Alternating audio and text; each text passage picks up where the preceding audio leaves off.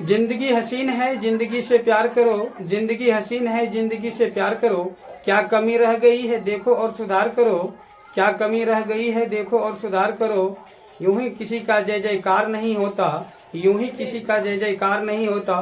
कोशिश करने वालों की कभी हार नहीं होता, कोशिश करने वालों की कभी हार नहीं होता। जी हाँ मेरे प्यारे दोस्तों, आप सभी का एक बार फिर से स्वागत है आपका अपना YouTube परिवार BS एजुकेशन प्लस में। और मैं हूं श्रवण कुमार चौधरी। और आज का टॉपिक है मेरे दोस्तों, आज हम कराने वाले हैं आपको क्लास 10 का एक्सरसाइज 3.1। इससे पहले मैंने 3 से पहले का जो एक्सरसाइज था क्लास 10 का 1.1 से लेके 2.4 तक कंप्लीट हो चुका है। और आज का जो हमारा टॉपिक चलेगा एक्सरसाइज 3.1 यानी क्लास 10 मैथमेटिक्स का है मेरे दोस्तों।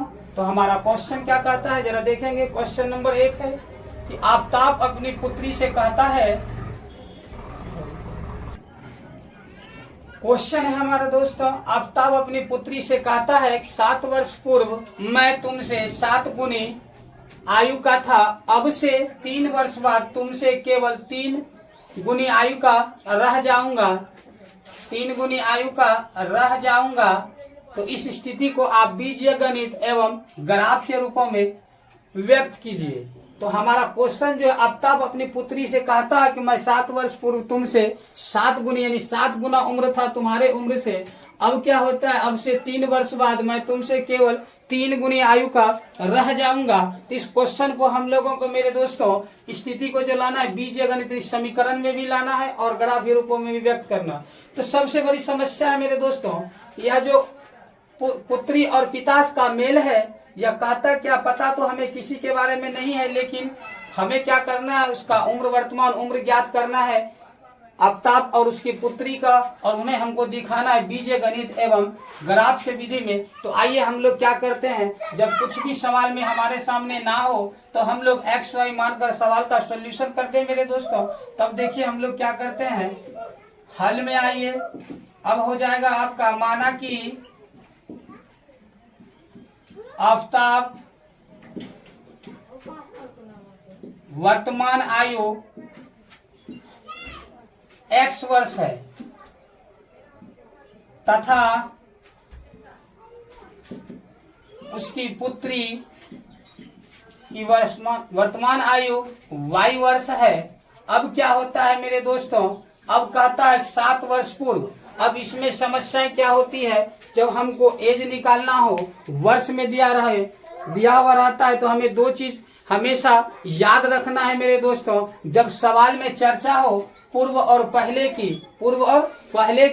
तो पूर्व और पहले की जब चर्चा होता है तो उसमें हम लोग को घटाना पड़ता है, यानी माइनस का प्रयोग करते हैं। जब सवाल में आपका बाद और पश्चात की चर्चा हो, बाद और पश्चात की, जैसे यहाँ लिखा अब से 3 वर्ष बाद, तो बाद वाले की जब चर्चा होती है तो हमें प्लस करना होता है, और जब पहले की चर्चा हो, पूर्व की चर्चा हो, तो हमें माइनस करना पड़ता है। तो 7 वर्ष पूर्व, अब दोनों का आयु निकलेगा, आफताब और उसकी पुत्री दोनों का।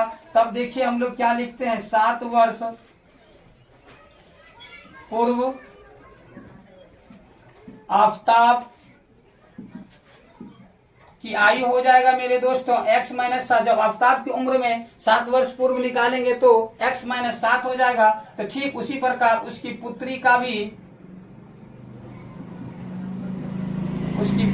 भी 7 वर्ष पूर्व हमारा हो जाएगा 7 y माइनस 7 वर्ष मेरे दोस्तों। अब देखिए क्या कहता है प्रश्न हमारा कि 7 वर्ष पूर्व मैं तुमसे 7 गुनी था, यानी आफताब कहता है अपनी पुत्री से, हम तुम्हारे उम्र से 7 वर्ष पहले 7 गुनी थे। तब हम लोग क्या करते हैं जरा देखिए, लिखेंगे प्रश्न से क्या होगा मेरे दोस्तों, यह जो है आफताब का आयु x माइनस 7 वर्ष बराबर हम लोग क्या करते हैं, उसकी पुत्री से 7 गुनी था, तो हमें उसकी पुत्री के उम्र में 7 से गुना करना होगा मेरे दोस्तों। तब हमारा क्या हो जाएगा, 7 इंटू वाई माइनस 7। जी हाँ मेरे दोस्तों, यहाँ थोड़ा सा समझने की बात यह है कि जिसके गुने कहे तो उसी में हम लोगों को गुना करना होता है। जैसे आफताब कहता है उसकी पुत्री से 7 गुना, तो उसकी पुत्री को 7 गुना लाएंगे तभी आफताब के बराबर होगा। अक्सर बच्चे इस जगह मिस करते हैं। 7 गुना जब कहता है तो बच्चे लोग क्या करते हैं, इस वाले आफ्ताब की उम्र में गुना कर देते हैं, जो गलत हो जाता है। तो जिसके बारे में हमें बोला जाए, जिससे 7 गुना, 2 गुना, 5 गुना, जितनी भी गुना जितना बड़ा हो वह उसके उसी में हम लोगों को क्या करना होता है, गुना करना होता है। तब हमारा देखिए क्या हो जाएगा, x माइनस 7 और इधर हो जाएगा 7 गुना y, 7y माइनस 7 49 हो जाएगा। अब इसको जब लाइएगा इधर तब देखिए हमारा क्या हो जाएगा, x वाले y वाले को एक तरफ ये प्लस में इधर आके हो जाएगा माइनस 7y और इधर माइनस 49 था, ये इधर जाके हो जाएगा प्लस 7। तब हमारा मेरे दोस्तों क्या हो जाएगा, x माइनस 7y बराबर माइनस 42 हो जाएगा। यह आपका समीकरण फर्स्ट हो जाएगा मेरे दोस्तों, यह आपका समीकरण फर्स्ट हो जाएगा।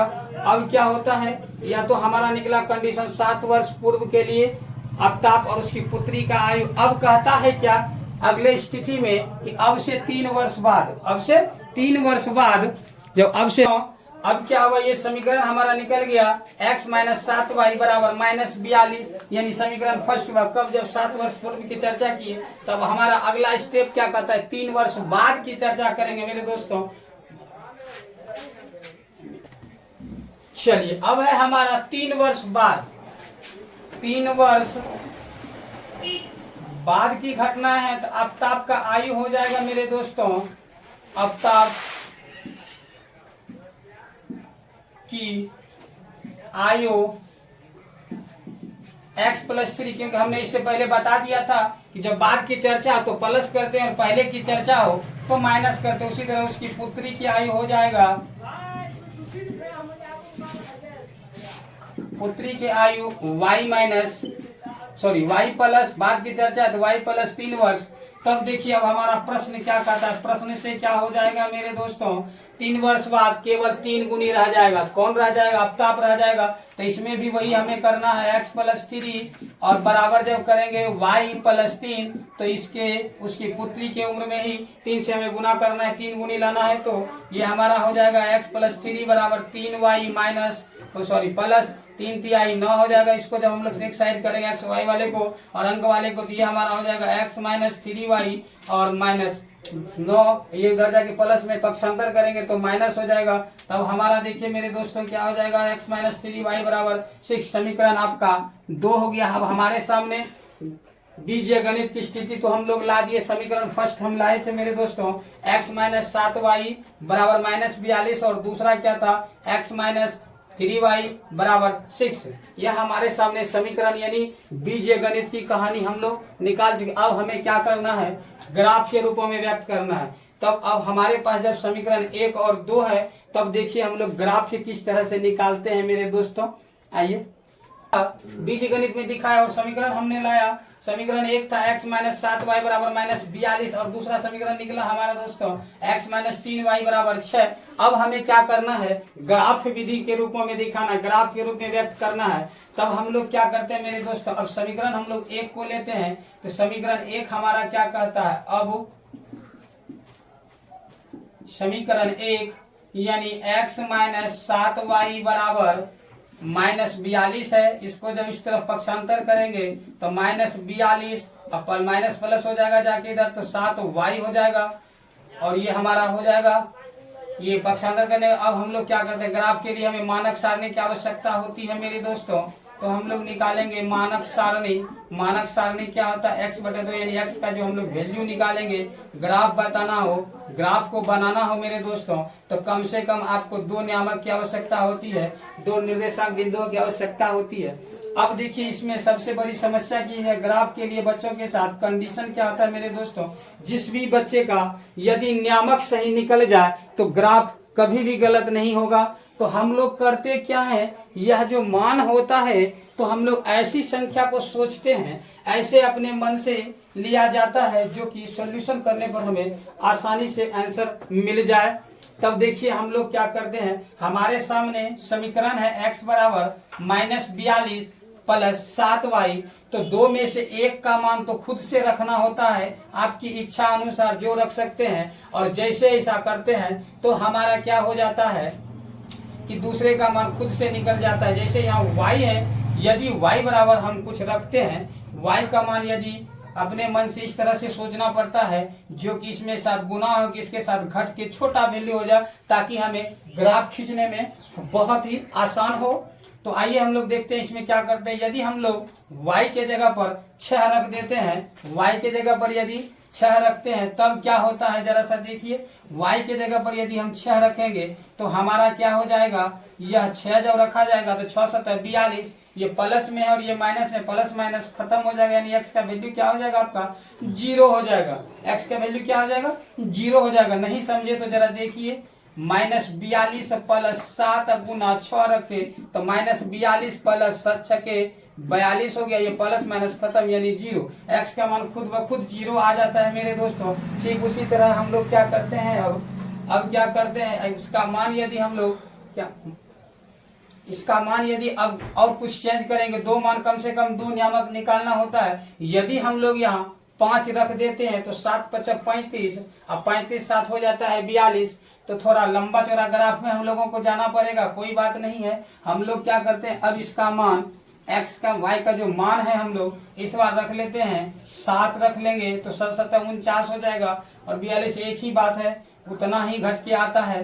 तो आइए हम लोग मान रख लेते हैं क्या, y का मान 5 रखते हैं तो 7 5 35, यानी समझ में नहीं आए तो जरा देखिए, इसको हम सोल्यूशन कर रहे हैं। 7 गुना 5 तो -42 प्लस 7 5 35, तो ये आपका घट के क्या हो जाएगा, 42 में 35 घटेगा तो बच जाएगा 7, लेकिन 7 जो बचेगा 42 बड़ा है तो ये आपका -7 हो जाएगा x का वैल्यू। चलिए, एक समीकरण का नियामक हमारा कंप्लीट हो गया।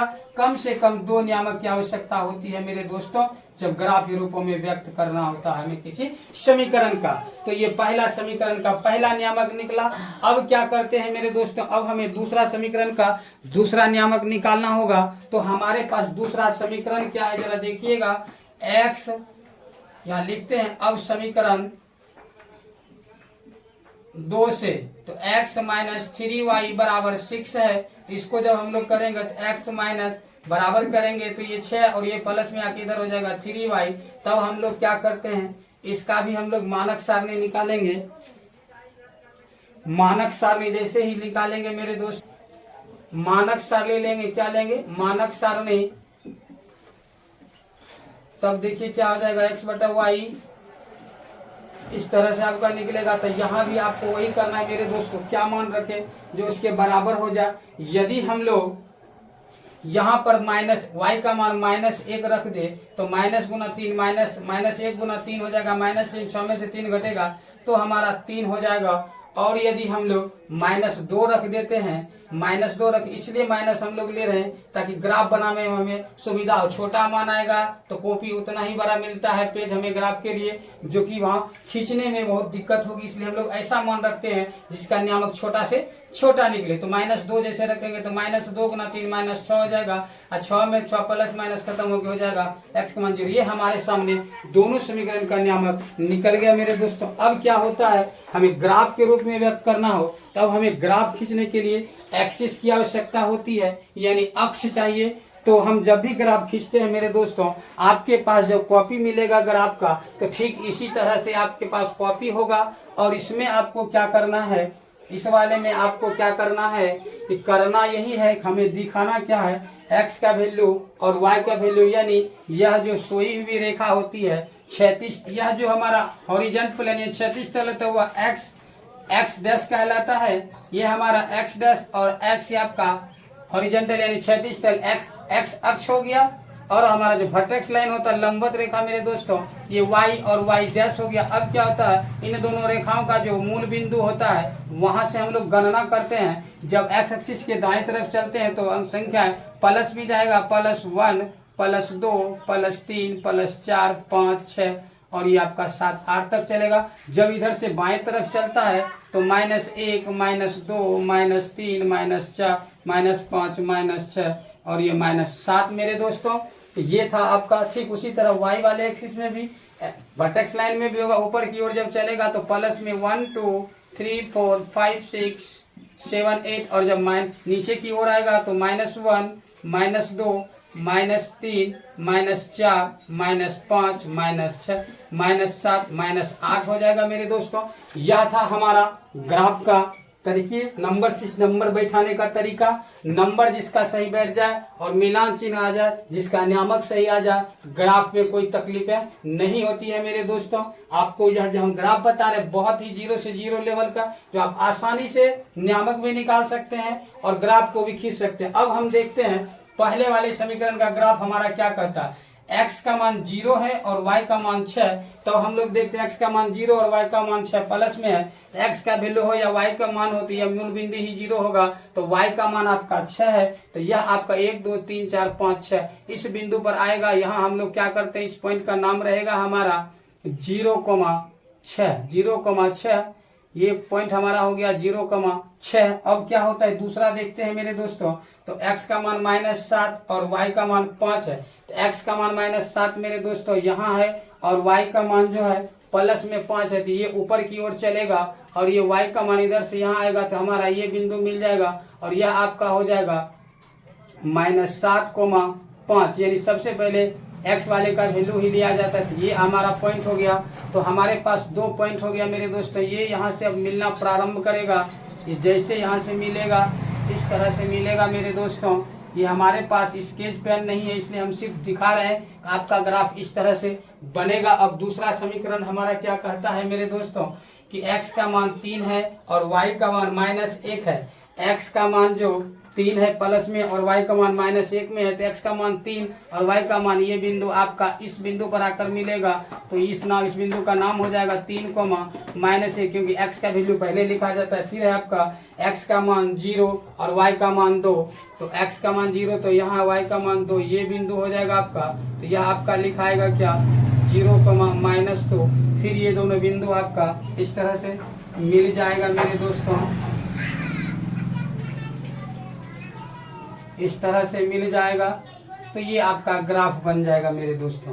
ये था आपका ग्राफ की चर्चा। यह हमारा स्केल की वजह से और सही माप की वजह से ये हमारा ग्राफ इस तरह से बना। लेकिन जब आप अपने कॉपी पुस्तक पर बनाइएगा, ग्राफ पेज पर बनाइएगा स्केल पेन से, तो आपका ग्राफ बहुत ही सटीक निकलेगा। सबसे बड़ी चीज है ग्राफ पे क्या देखना पड़ता है मेरे दोस्तों, समीकरण। ये इसमें तो समीकरण हमें निकालना था इसलिए थोड़ा समय भी लगा, और नहीं तो समीकरण जो है ग्राफ के लिए निकाला हुआ ही रहता है। फिर भी कोई बात नहीं है, समीकरण का महत्व से ज्यादा हम लोगों को समीकरण का जो मानक सारणी निकालते हैं, नियामक निकालते हैं, उसे बड़े गौर से और ध्यान से निकालना पड़ता है। और ऐसी संख्या हम लोग अपने इच्छा अनुसार एक अंक का मान रखते हैं और दूसरा खुद से निकल जाता है। तो आपको हमेशा नियामक पर ही ध्यान देना पड़ेगा मेरे दोस्तों।